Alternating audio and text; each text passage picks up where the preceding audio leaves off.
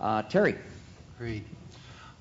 Yeah, so the group did a very good job dealing with, a visioning process, which is sometimes very amorphous and sometimes very particular, and so that everybody was very respectful in the communication. And what I've done is group some of the comments around process, and secondly, a lot of discussion around how does knowledge fit in, and how does knowledge inform the process, and thirdly, around decision making and some outputs.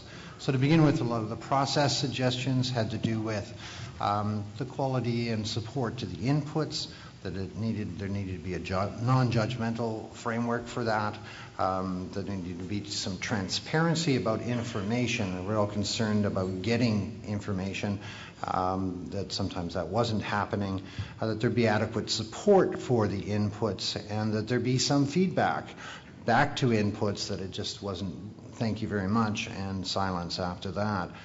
A recognition and of the need for patience and stamina, that this is a long-term objective here, and that people giving input need to have patience and stamina.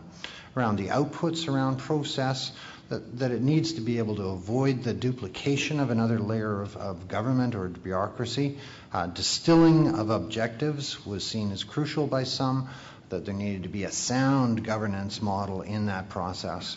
Actual authority, which we've heard a number of times, and quite a strong theme around it needs to be new in a real sense. It needs to be a break from the past.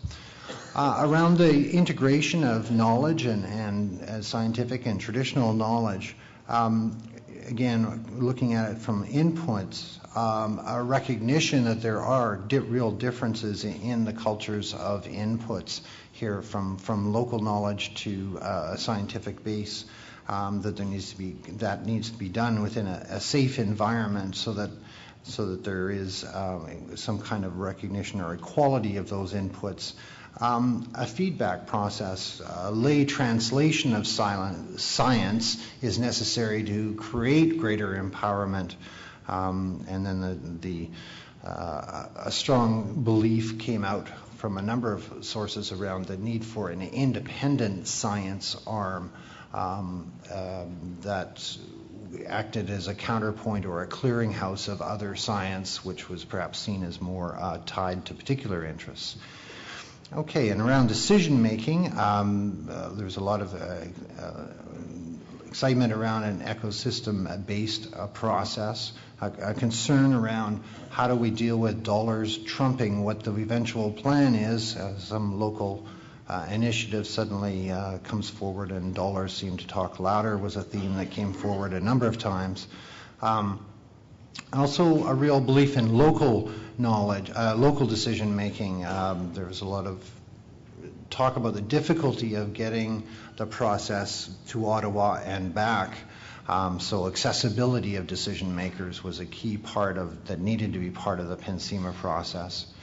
And that as part of the PNCIMA process, there needed to be a second track around implementation as an ongoing monitoring process, so that it doesn't all have to start at the end, and that there being an ongoing evaluation process around the effectiveness of that process.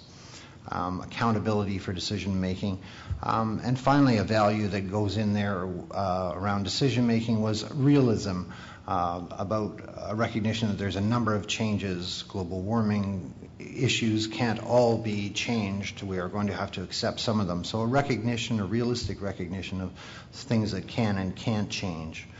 Finally, around outcomes, healthy and broad-based communities, not one industry towns, an enforcement process with teeth, that there were penalties fit the effect that was done. Again, the coordinated